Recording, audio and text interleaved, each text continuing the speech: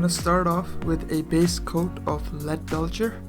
From my experience, this thing was a bit of an annoying color to work with because this thing took about at least 4 base coats just to get a decent color in, whereas usually it takes me 1 or 2, especially with GW base colors. But that was primarily my fault since the primer that I chose was grey for this job.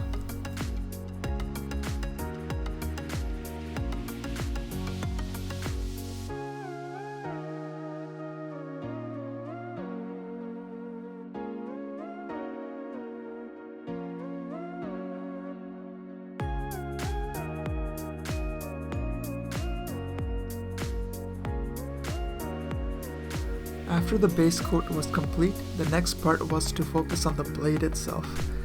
I started off with a coat of 100% Iron Warriors, then I created my own paints, and I slowly kept increasing the amount of Iron Hand Steel until I eventually ended up with a mixture that was pure 100% Iron Hand Steel on the other side. That was mostly on the lighter areas of the blade.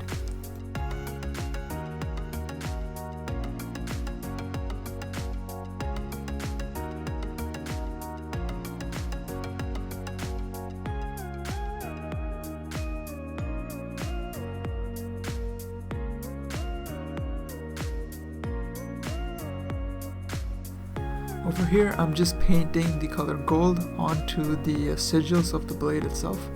No special tricks, nothing weird over here. Just be careful with the brush that you're using. You want it to be as pointed as possible.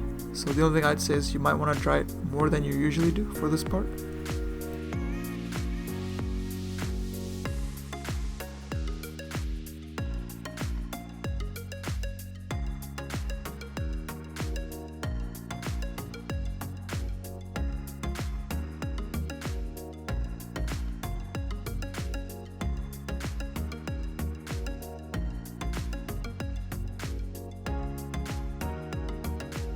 After that, I shaded the ghostly bits of the blade by a color black.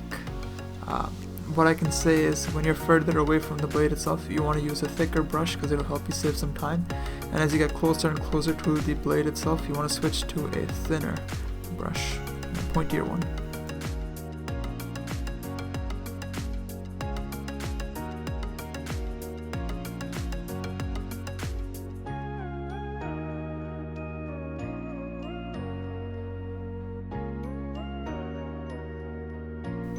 After the ghostly bits are covered in black, the next thing I did was to give it a bit of a highlight. I did a layer of dry brushing with Eshin Grey, and then I did a bit of Administratum Grey. For Eshin Grey, I let the brush, just kept wiping it off on the piece of cloth over there for about 5 seconds. For the Administratum Grey, I doubled it to 10 seconds.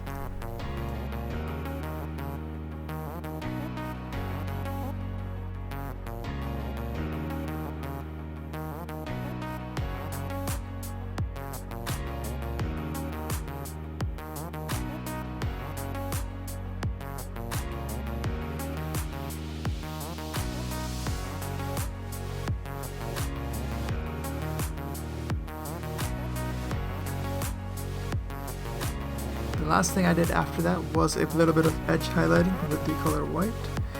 When I was doing the edge highlighting, what made my job a lot easier was to over thin the paint on the palette, and then after that I spent a lot longer time on the paper towel to dry the brush.